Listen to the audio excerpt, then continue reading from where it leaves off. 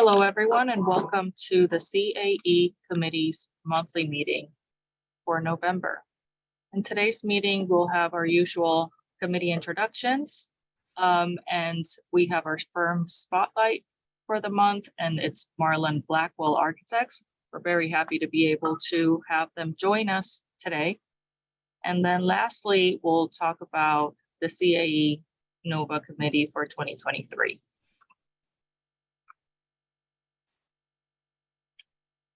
Going over our committee leadership, you have me, the committee chair, speaking with you. I'm an architect at McGinnis and Dolnino Architects here in Old Town, Alexandria, Virginia. Institution. Then I'll let Teresa introduce herself. Hi, Teresa Delino. I'm the secretary. And next to introduce themselves is Joe McCoy. Greetings, Joseph McCoy. Miriam cannot join us at this time. She is our marketing leader, and she works at KGD Architecture. Next is Maureen, who's joining us today. Good afternoon. Good afternoon. Maureen Weichert. I am the membership chair.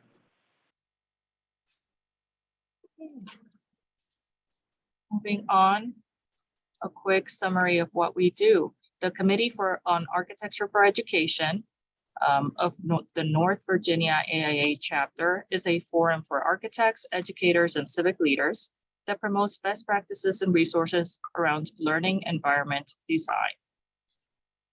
We are your resource for anything you may need regarding educational design. So always feel free to reach out to us at cae.aianova@gmail.com.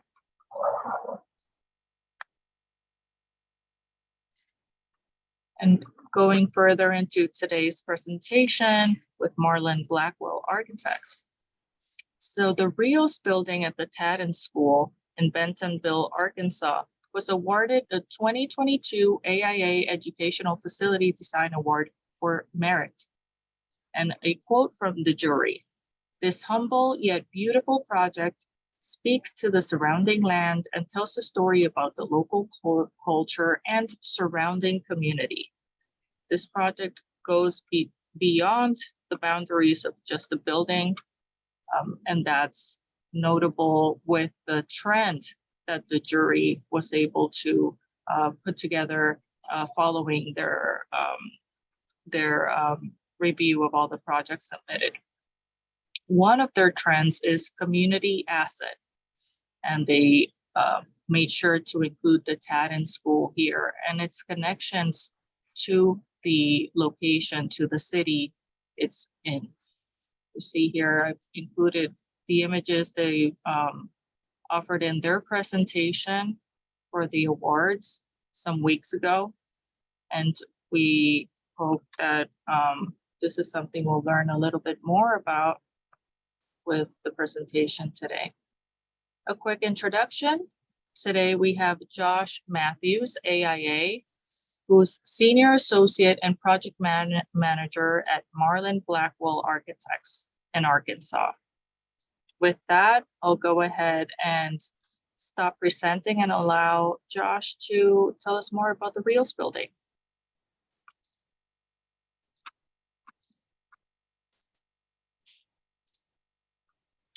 Well, hello.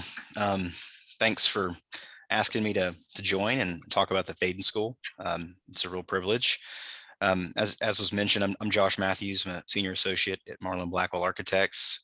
PM, I've been involved in quite a few projects here in the last 6 or 7 years. The Thaden School is a project that I was involved in from the very beginning. It's kind of a passion project that when we were approached to start looking at some of the programming and master planning, I was a part of that team, and ultimately was a part of each campus building and just the overall project development and CA for each one of the facilities. And we've just finished up the majority of the work from the first couple phases in the last year. And today we want to talk a little bit about the work that we do, the region that this building's in, and a little bit about the campus, but really wanted to focus on the Reels building, which is a kind of a collection of a larger group. So with that, I'll go ahead and get started. It's important to kind of set a little bit of the stage just so you kind of understand where we're coming from. We practice in Northwest Arkansas, which is a collection of 4 smaller communities: Bentonville, Springdale, Rogers, and Fayetteville. That part of the state, we have a lot of things, a lot of industry and business, but I think we're a university town. There's a lot of retail. Walmart is headquartered in Bentonville. We're not a large community. We're predominantly rural. We're growing by the day. We're surrounded by just a lot of natural beauty and kind of constructed ugliness, is what we always say. And we think that this image here really exhibits kind of the place that we work. You can see the university on the horizon. There's always the Walmart truck in the background, and this kind of rural community. One thing that we always also like to point out too is, while we're not like a large cultural hub, we're kind of in the middle of nowhere, but at the same time, we're almost close to everything. We're a 3 or 4 hour drive from Dallas, Kansas City, Memphis, Little Rock, and so it doesn't take much for us to get out and find ourselves in more larger, denser city centers. And this is the place we work. We've got some images here of the Buffalo River, which is a national river here in the state, about an hour and a half from where we find ourselves. Great hiking, and an image we should start including here is mountain biking, because like I was mentioning to some of the committee members, the shift to make Northwest Arkansas the mountain biking capital of the world is currently ongoing. Again, I don't know what gives you that claim, but that's what we've been told and been seeing around the country. So this is our office here in Fayetteville, Arkansas. We're on the Fayetteville Square, which is kind of the old part of our town. And we really like to show this and really talk about this, because we really feel like the work we do, whether it's here in Northwest Arkansas or whether it's around the country, it's really in the place, of the place, and for the place. We see place as the canvas, architecture as the medium, and nature and culture really are the things that shape that. We have been working on a lot of projects. Obviously, the firm's been around for 20 plus years. One thing we always talk quite a bit about is that no project is kind of a one-off, but they're all kind of it's all about a larger collection, really kind of the meta project. And when we've been able to look back at the work we've been doing and the work we continue to do, there's always kind of a continual theme, whether it's looking at form, program, tectonics. There's always this theme that ends up becoming kind of the investigation. And we were looking at ways in which we could kind of describe this body of work, and the word that kept coming up was radical. And I don't think we want to refer to radical as kind of extreme or avant-garde, but really like a fundamental simplicity in the assertion of making buildings and in places as a constant. It's a very authentic focus. And a lot of times the radical nature of what we do is really about the enrichment of place through like simplicity and just clarity and abstraction. So getting into the project a little bit, the Thaden School here in Bentonville. A lot of people we talk to have no idea what Thaden School is and what it means, and they wouldn't really be able to recognize anyone in the photos, but most individuals do know who Amelia Earhart is. This is Louise Thaden. This is one of Amelia Earhart's counterparts. They were rivals in aviation, and they were close friends. And so the Thaden School is named after Louise Thaden. Louise Thaden grew up in Bentonville, Arkansas. She was actually quite an impressive historical figure. She was really involved in American aviation. She and her husband ended up building airplanes in the 30s and 40s. She was actually the winner of the 1936 Bendix Cup, which was a race with airplanes. And that year, that particular race was the first time that men and women were actually allowed to compete in the same event, and she was the winner. And so we see that she's one of the just a historical figure, and then someone that we really think really embodies the spirit of the Thaden School and the spirit of Arkansas and Bentonville. And that's kind of where the namesake comes from. Getting into the actual school itself, just a little more background. So we were actually approached by a core team with a growing region. The diversity of educational options in this area was limited. You had a few select private schools, with traditional kind of private school framework, and then we had some public schools. But with people moving here from around the country in the last 10 years, there just weren't a lot of options. And so there was really a push to really kind of broaden what was available for students and diversity. And so the idea of the Thaden Independent School was something that was really kind of was somewhat of a homegrown idea. And they put together a team, and the team was just absolutely outstanding. And the head of that team was actually Dr. Clayton Marsh. He was hired from Princeton to run this school. And he had spent a lot of time really understanding education and understanding what elementary and high school education really should look like, and what kind of models could be adapted to where we find ourselves here. And I think what was so interesting and almost really intrigued our team deeply was this idea that making was kind of at the core of all the different themes of education, that instead of just traditional classroom learning where you're given a space and you're going through history books or English books, you were really taking educational components and sprinkling them into actual production of, culinary arts, of engineering through building and assembling and working on bicycles, understanding technology through the lens of filmmaking and editing and historical reels. And that this really was the kind of core pedagogy that would engage students in a way that most educational models do not. And it was really kind of a college prep school framework. And it was fascinating because not only was that the framework that was outlined, it was really about a deep connection to the community. Like I mentioned before about the mountain biking capital of the world, biking has kind of exploded here, primarily mountain biking, but just the amount of trails that we have and the amount of people traveling to this region to bring their bikes and kind of camp and be in the outdoors. There was an outlet for bike construction and innovation through cycling you'd find facilities on the campus that could do that. The culinary arts, we in the last couple of years have 2 different culinary programs. And so the school wasn't just going to have a cafeteria and a kitchen, but it was actually going to have gardens, and the students themselves would learn how to plant vegetables, harvest those vegetables, learn how to cook the vegetables, understand what hospitality looks like, and then also through the recycling and composting process. And so all of that was a part of the kind of DNA of the campus, or at least the way that the pedagogy was shaping up. And then finally through Reels, I mean, we've seen in our own lives how digital media has dramatically changed the landscape, and how could you begin to really understand history and the arts through movie production. And so another thing in the last couple of years, the Bentonville Film Festival has really started to take a spot on the national stage. And the school had recording studios and archives and resources to really help students understand what was, really to start to get a jump on what those things started to look like as students, and then hopefully push them to that, to push them to different universities and educations and even local events where they could really use the things they were learning to impact the communities. And so it would be something that the community is teaching the school and the students are teaching the community. And so it's this really kind of cyclical nature about what an educational facility and a campus could actually be in a community.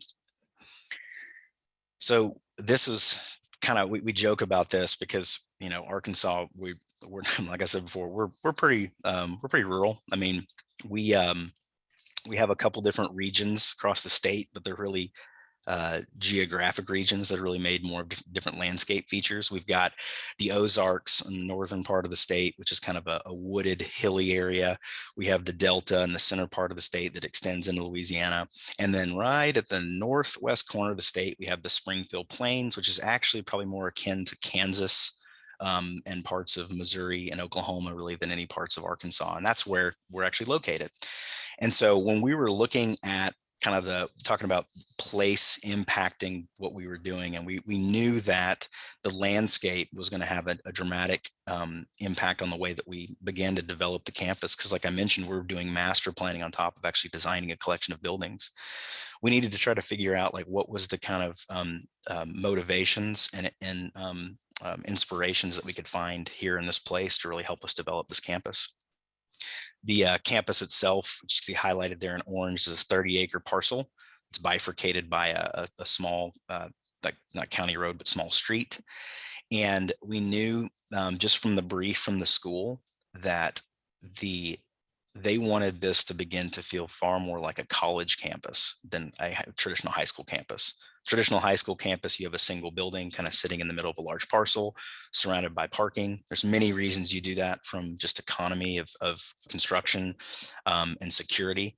But we knew that this campus really wanted to begin to mirror the kind of experience that these students would have on the college campus. And so that began to suggest a different type of planning.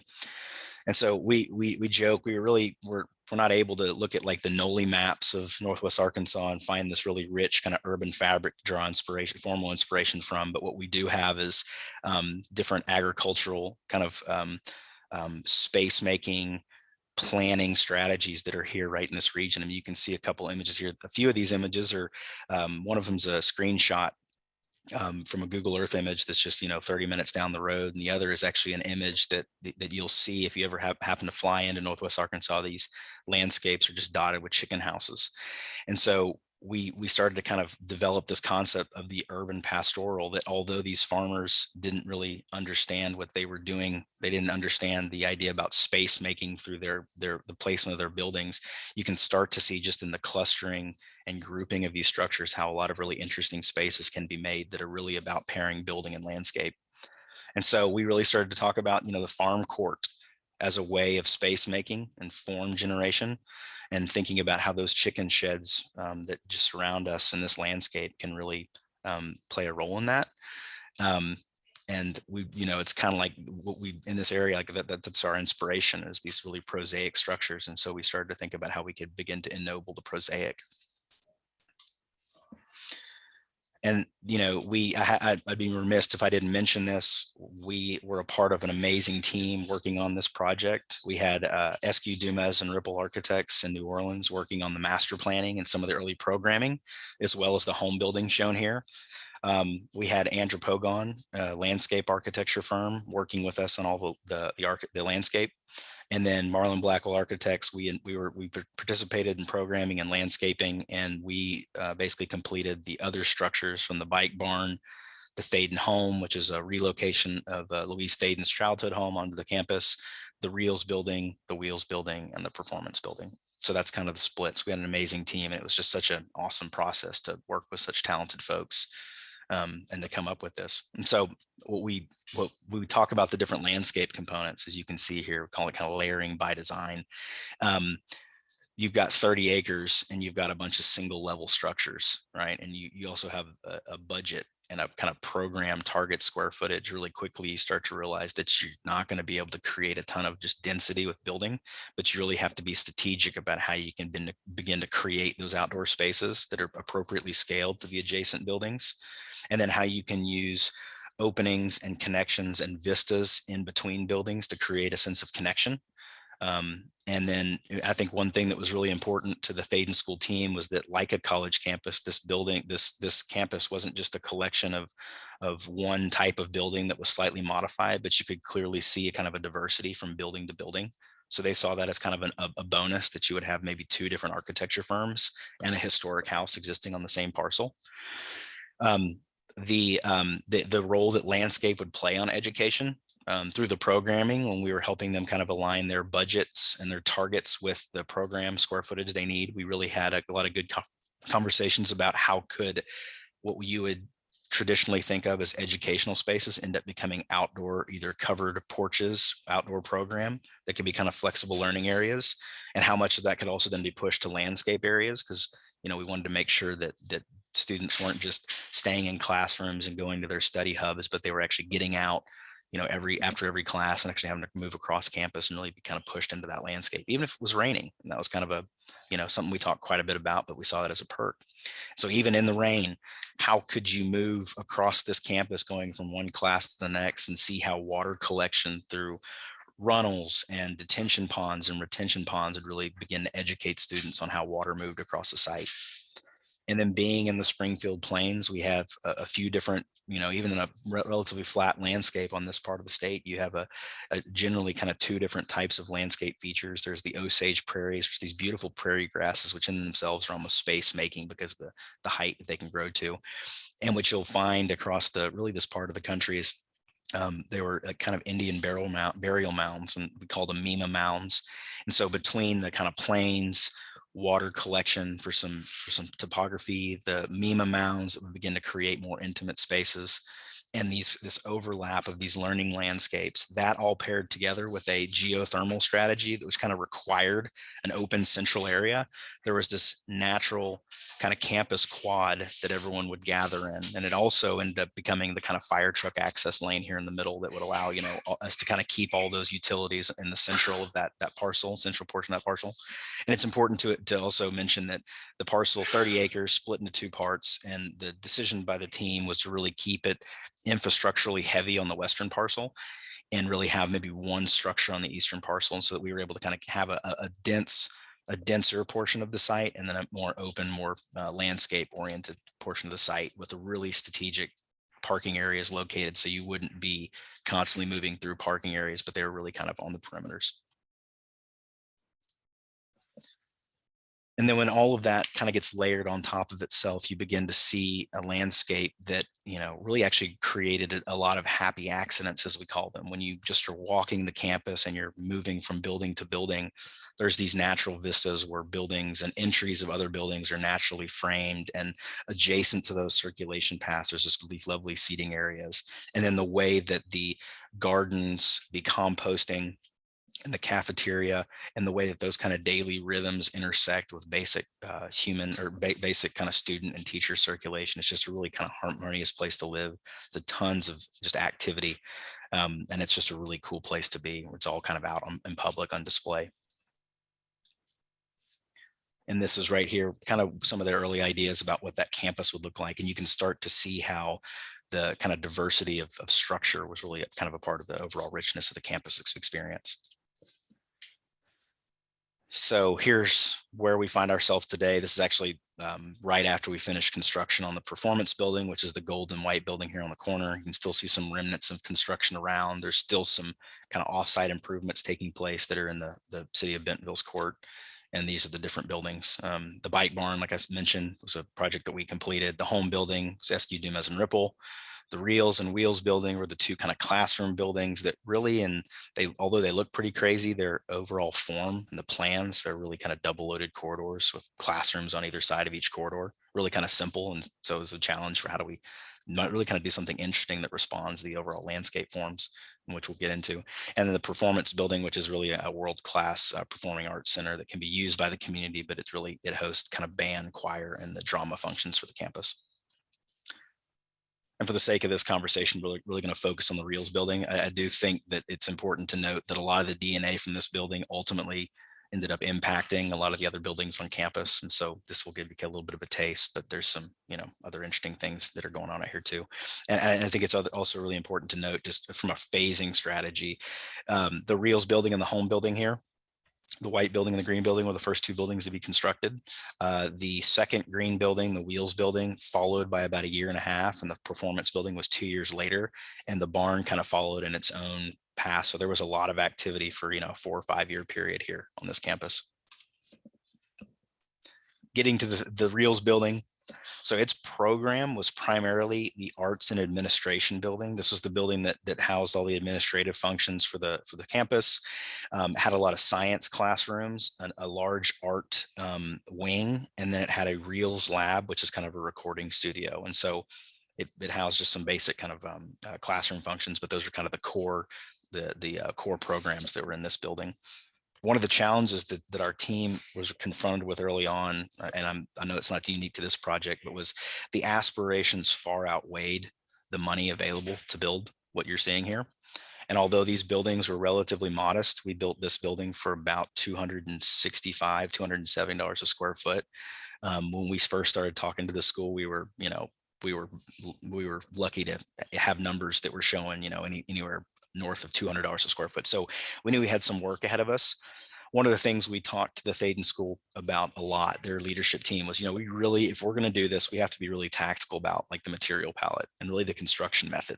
We have to really kind of see where we can maximize value here. And so early on, really without doing a lot of explorations, we knew we were going to have to be using modest materials, metal panel, metal roof, all storefront, fiber cement panels, thinner than we would like to see, but I think they turned out nice. And then some marine grade plywood for all the ceilings. and a lot of gyp. And so kind of had that palette. We knew that was going to be the case. And believe it or not, all the buildings end up having kind of a similar mix of that palette, that makeup. And so that was something that I think it was kind of the how can we maximize those materials. And the second portion of this is once we really started to do the program test fit, lay things out on the site, we realized we've got some of these buildings, the 2 classroom buildings in particular, are 430 feet long. And as much as we like to talk about the chicken shed and how interesting of a form it is, it's not a really nice building type to just stand alongside of or walk alongside. And so we knew we were going to have to really start thinking about how we could use the form of the building to begin to respond to different internal and external forces. Where could the building begin to kind of move up and greet people at the entrance? So this pop-up here, as we call it, the salute, is facing the student drop-off, and that's the admin area. As the building moves to the west, does it begin to kind of pitch down into a rain garden and push water off into the landscape, but then also respond more directly to students moving along the edge of the building? On the north side of the building, we've got a really busy street, and so the building then kind of bows back down, and there's a series of fins that help deal with just direct view to a highway and also just acoustic related issues. So we knew some of that was going to be some of the challenges of actually pulling this off. And these are some of the same challenges that you would have building on a large site like this.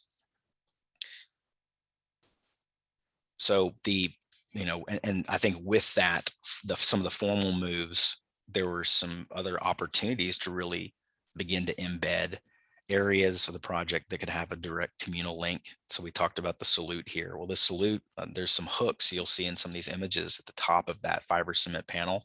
Those hooks are actually intended to have a projection screen attached to, and they were used to screen movies on. And so we had this lawn, and the Bentonville Film Festival would actually hold events on this lawn and use this as kind of a backdrop. At the same time, we knew that part of that strategy, even if you take a long building and you start to articulate it and begin to allow it to respond to some of the scale issues of the adjacent kind of landscape programming, you still weren't giving a lot of an opportunity for people to move in and out and through the buildings. And so we like I mentioned earlier, looking at kind of covered outdoor program, how could we begin to create these porches and outdoor spaces that would not only frame views to other buildings, but also provide outdoor spaces for play, for learning, and really for just getting out of the rain, kind of things that you have to do if you've got an open campus like this.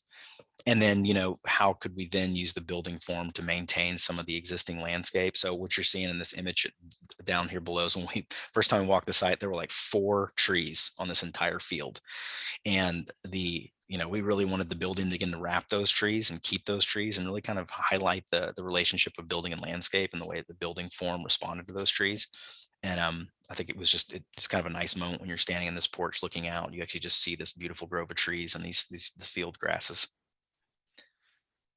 So one of the things too, the building obviously is green. I mean, if you're in this part of the world and you talk to anyone and you say, we're with Marlon Blackwell Architects and worked on the Thaden School, they'll kind of look at you blankly. But then when you say, oh, the green buildings, just about everybody's face either lights up with excitement or disgust, but everybody knows where it is. And so the green was really something we worked with Andropogon to understand the different plantings that they would be using and understand kind of the color palette that the landscape would have throughout the year. There's some beautiful images we have in this presentation that show those kind of Osage prairie grasses against the green building, and they're really quite spectacular. What's actually really hard to capture in this is the color in which those grasses change and bloom throughout the year. I would say every 2 months, you're getting a different color of either wildflower, or even just as certain things go dormant, you're getting a different color of kind of brown grasses. And so the green in some seasons really accentuates the color of the landscape, and other times it creates a lot of harmony with the landscape.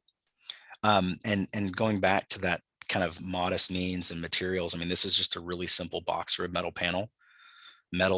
Panels have done a bunch of crazy things in the last couple of years, but back in 2017, they were about as cheap as you could get in terms of building material. But we really knew we had to elevate the material because, just down the road from us, there are warehouses that use the, very similar material system. And so through color and the actual coating of that metal, we realized we could really take something that was pretty modest and really make it something special. And so we actually were doing some research, and I think, there's the aviation theme from Louise Thaden. There's the transportation theme, trucks and cars. there's the kind of idea about culture made or nature made and man made, and really looking at some of these man made things, aircraft and automobiles. One of the things that we found is like the consistent thread was that like a metal flake. So Dean Jeffries was a hot rodder in the 50s and 60s, and he was really accredited with inventing adding metal flake to a metal.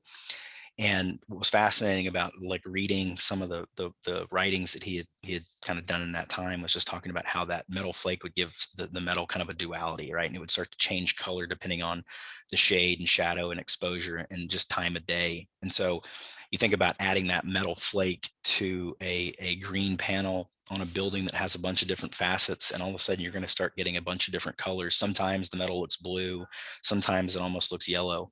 And ultimately what we found is that one of the best colors that resonated most with the landscape was actually a PPG paint code from like a 67 Shelby GT 500. And so it was very much close to that PPG code. Obviously it wasn't an automotive paint, it was a metal panel coating, but between that and really working with, at the time, Valspar, which is now Sherwin-Williams, to really help kind of develop their metal flake color process. This is ultimately where we landed. If you deal with Sherwin-Williams now, they have so many metal flake options, flake sizes, flake density. They even have a chameleon coating. They can do some pretty wild things. But back in like 2017, we were probably just irritating them, asking them a bunch of questions and having them do a bunch of different samples for us. And so that's really where the green came from. But you know, I think the diagram here at the top begins to just talk about that formal modification, at least the way that we started to see these simple structures being warped and twisted, as we call it, using kind of aviation terms, pitching and rolling, to begin to allow the roof to open up and peel away and allow different facets of the roof to kind of sheet water into very, strategic locations. And then finally, creating kind of this wing that would begin to capture some space in between the two wings, and then removing portions of that core to have these outdoor spaces, the porches, which kind of that outdoor learning component. And right here, you're seeing kind of the northern face of the building. There's a great little sitting area and one of those porches carved out. This is actually one of the main, if you show up to the campus and you park in the parking lot and walk across the street, you'll actually end up walking into this porch. And from this porch, you can go to either of the two north wings of the building or into the admin area. And so it really ends up becoming the primary entrance for the building. It's through the center.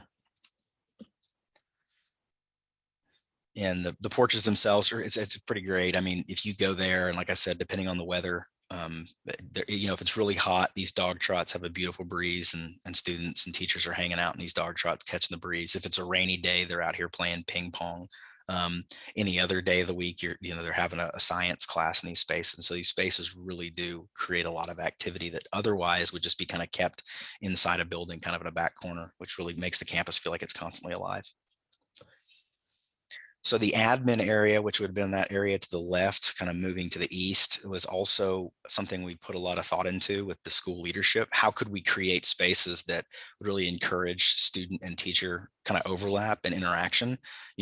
Creating admin spaces with lounge areas and large meeting rooms where teachers could be accessible by students. So students could come in, have questions about homework, really just have life-related questions, and they would be able to, have the spaces to kind of casually sit down with teachers and ask questions. And hopefully those kind of conversations would lead to more meaningful conversations about careers and life. And so it was really intended to be very welcoming and transparent. And so there was never this idea that teachers could kind of slip away and hide from the students, but they were always accessible.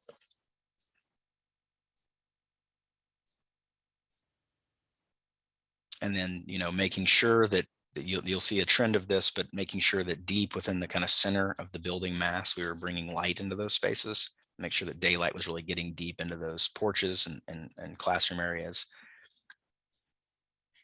And like I said, even on a downpour, it's not a bad place to be.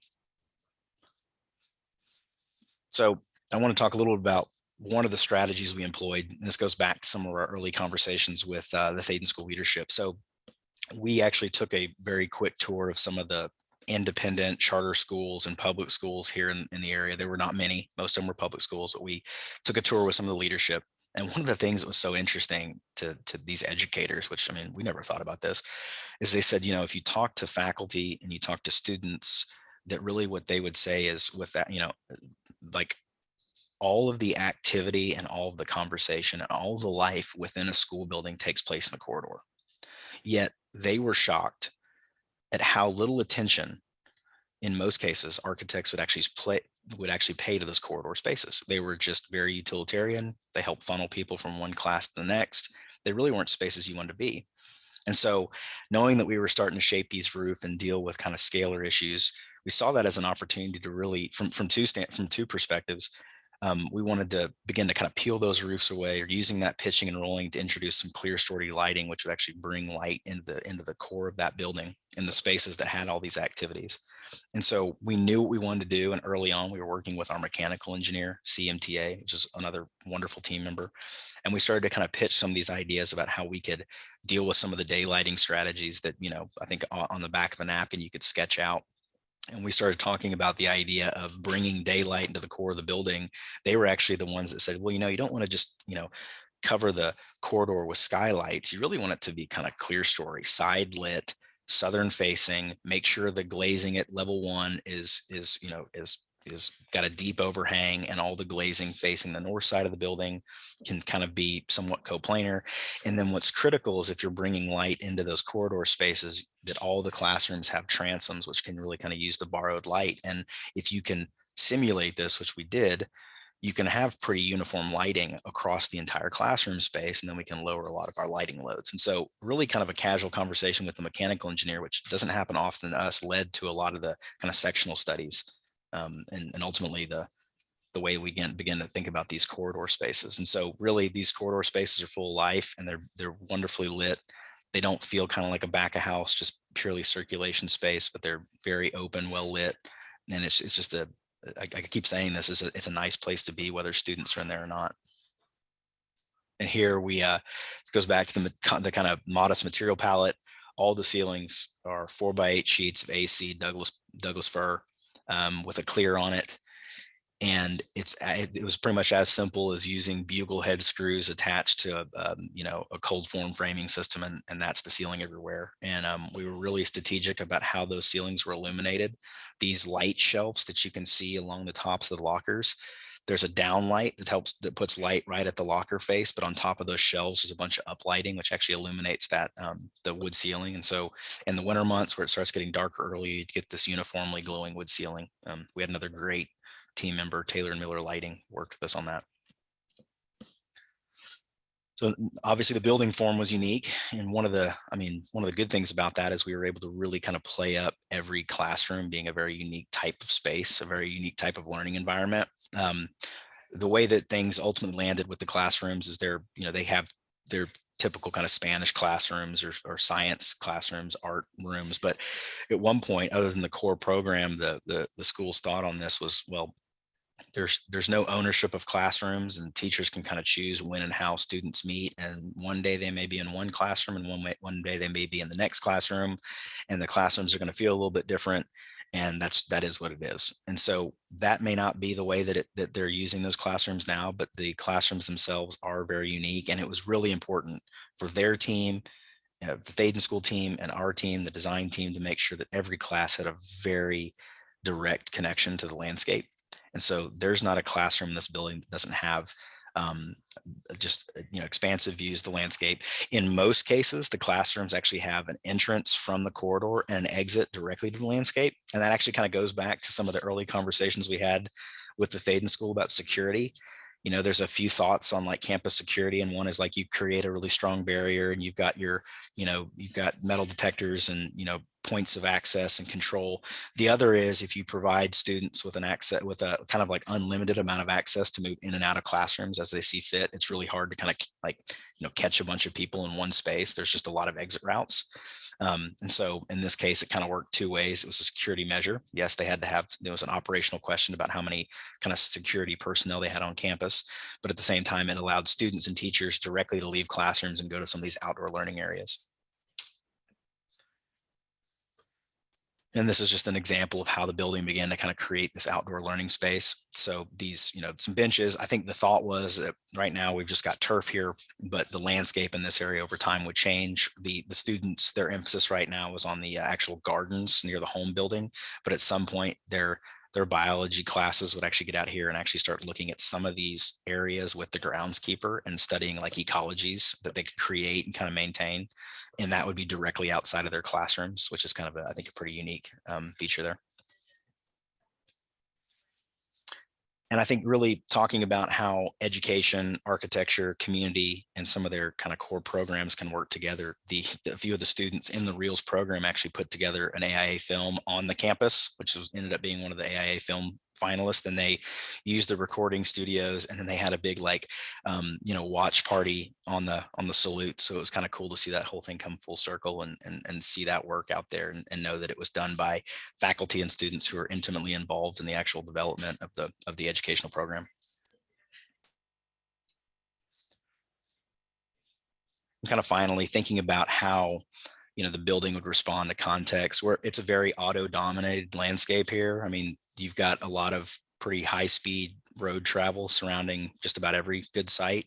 That's just, if you're familiar with our projects, a lot of them have kind of a billboard quality to them. And I think a lot of that has to do with the speed in which people are passing by the projects we end up working on. But in this case, we knew we had some kind of quiet student learning spaces facing a pretty busy roadway with some solar issues. And so we allowed that building to kind of slope down actually towards a large kind of drainage swale, and then the fins themselves begin to help deal with kind of solar exposure, but also just kind of start to shield the road from these areas where students were going to be and doing their homework. And so you move around this thing, and the section, believe it or not, in a lot of areas, the cross section is very consistent. When you start to actually drive the campus and see its relationship to the context, the building itself really begins to kind of have a different face depending on where you're facing it, where you're approaching it from, which I think is really something that we thought it was very important, that it kind of had those different qualities to it. And again, there's some great other facilities on campus. There will be some work. I think Architectural Records doing a spread on this soon. We've got some literature coming out. It's a great place to see. If you're ever in this area, like I said, look us up. We'd love to take you on a tour. It's been a lot of fun to work on. And I think just seeing the way that students almost levitate towards some of these spaces in a way that, I, as a student, when I was younger, I didn't really quite have that connection with the places in which I learned, but you're seeing it, how architecture really begin to change the way that students think about the places that they spend a lot of their time in their formative years. It's kind of the campus as it sits today. Obviously, construction, all of this is all green. There's not a lot of dirt patches anymore. And then as kind of a shameless plug, our firm just put out a monograph this year, which you can pick up. There's a lot more information on the campus. There's some great write-ups, some great articles, and just a lot more photographs on all the different buildings here than you can just get access to. And yeah, it's a pretty good one. I think the team did a great job on this. So thank you. Thank you, Josh. Excellent presentation. Thank you for joining us today and sharing that project and great work with us. And looks like there's so much more to learn about the campus and this building itself. So I wanted to open up, we have a little bit of time left. I wanted to make sure everyone had time to ask their questions, any questions they may have. I'll let everyone jump in before I ask anything. So feel free to ask anything. I've asked Josh to keep the presentation open in case anyone wants to see anything in particular. Thanks, Josh. I agree. It's so beautiful, this whole campus. I was wondering if you could just touch on any of the sports fields. You talk about the landscape, what about the athletic program?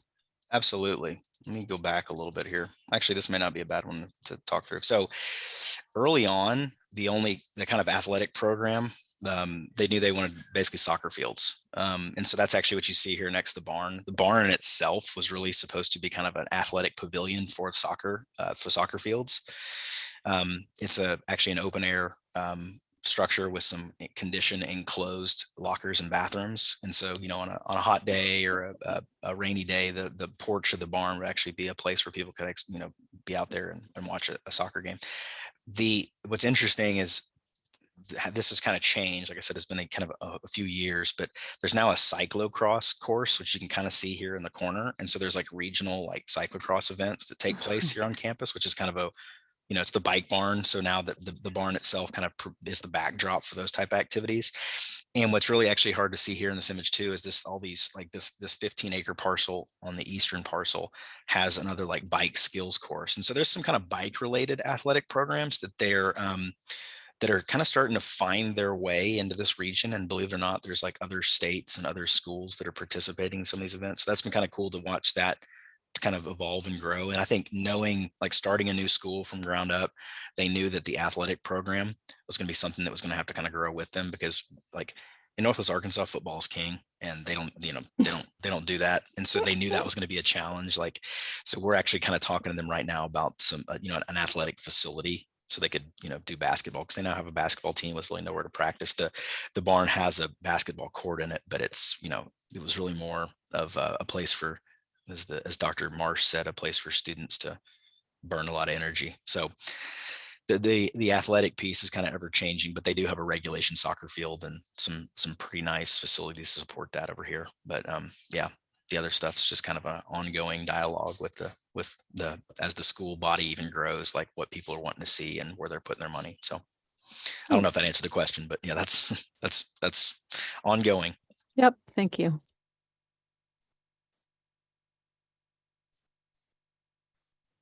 Anyone else would want to ask anything? Oh, go ahead. I just had a quick question, and I really appreciate the time that you put in for the reels building, and that front part really kind of reminds me of one of those attachments to a camera. So Yeah.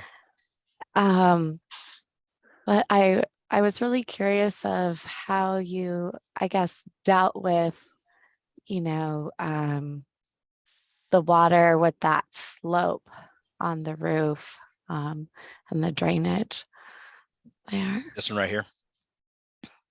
You're talking about this image? Yeah, Yeah. with that, So the slope there. Yep. So here's actually what's super interesting. It's actually completely hidden in this view, but if you can kind of if you see in the grass here, there's like those two kind of gravel runnels.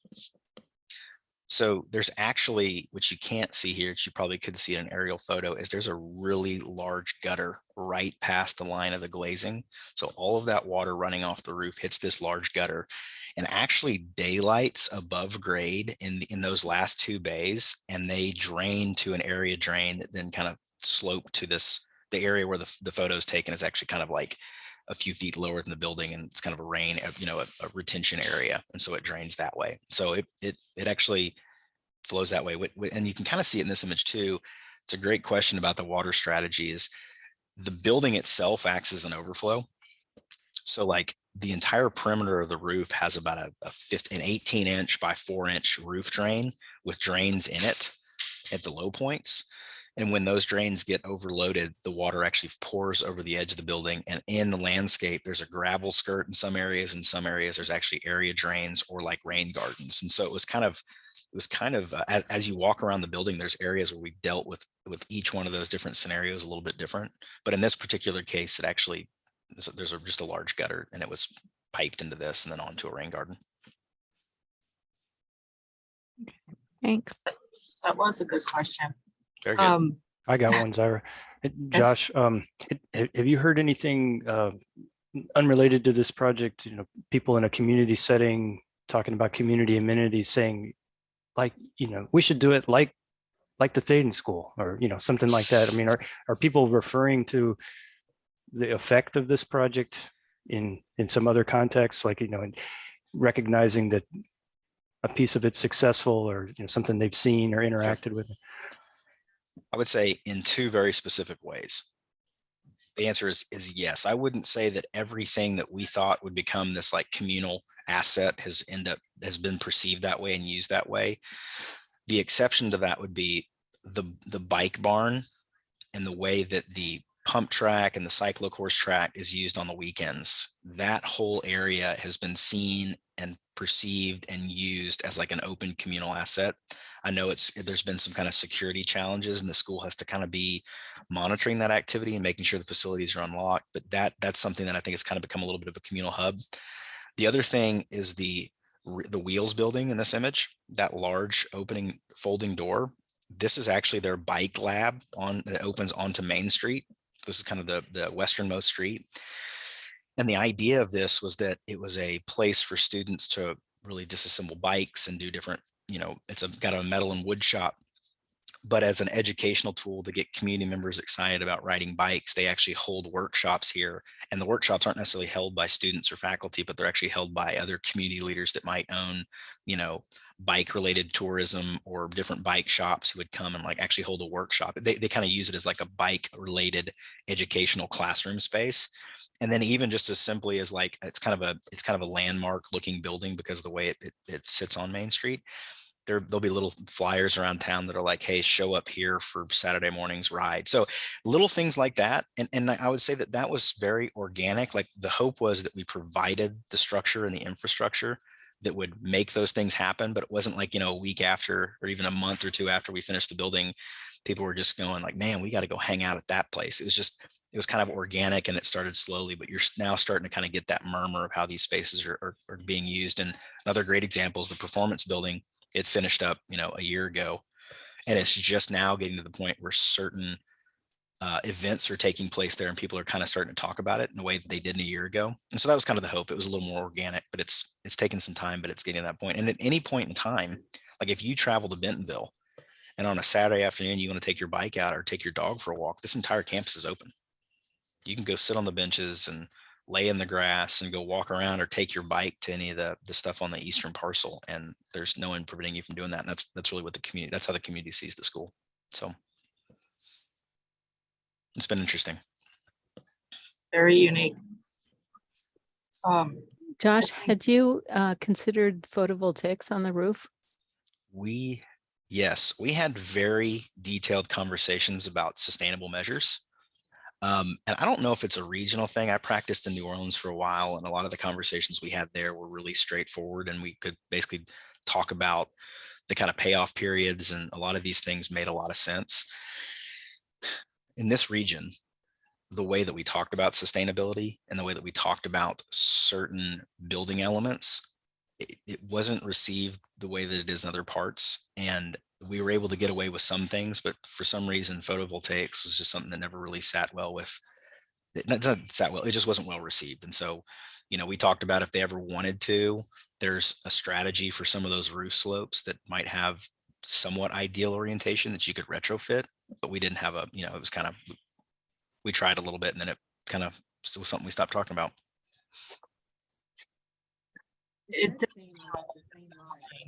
I'm sorry.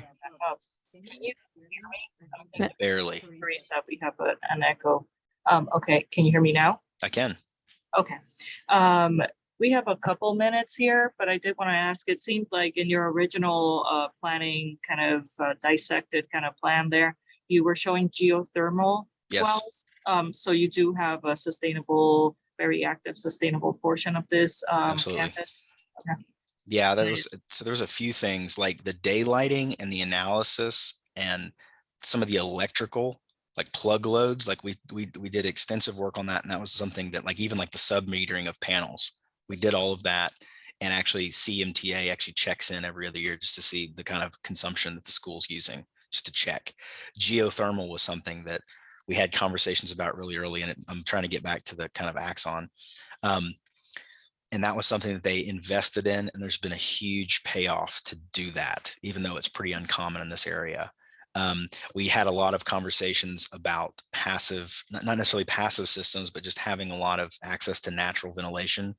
That was something that sadly kind of got VE'd through the process, but that was something that was in the job early on. It was really just, it was primarily like photovoltaics that was, just didn't sit well for some reason. But yeah, there are some passive, some sustainable strategies here, water collection and movement. And we didn't go through the lead scorecard. We didn't do the lead documentation on this, but I think we could have probably gotten a pretty good score on it. And there's some politics, there's some politics associated with that, because there are other facilities here that, well, it's a long story, but yes, we did everything we could without going through the actual process.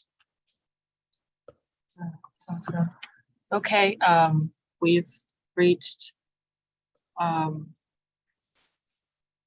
it's 1 p.m. now. I think everyone can see my screen. I wanted to make sure I ended with our committee slide. And Josh, again, terrific work by Marlon Blackwell Architects and by you as the project architect and manager. Yeah, thank you. So yes, we've recorded this meeting and we'll find a way to send it to you and possibly upload to YouTube. So Great. stay tuned for that. And again, thank you and have a great rest of your day. I appreciate it. Thanks, guys. Thank you. Take care.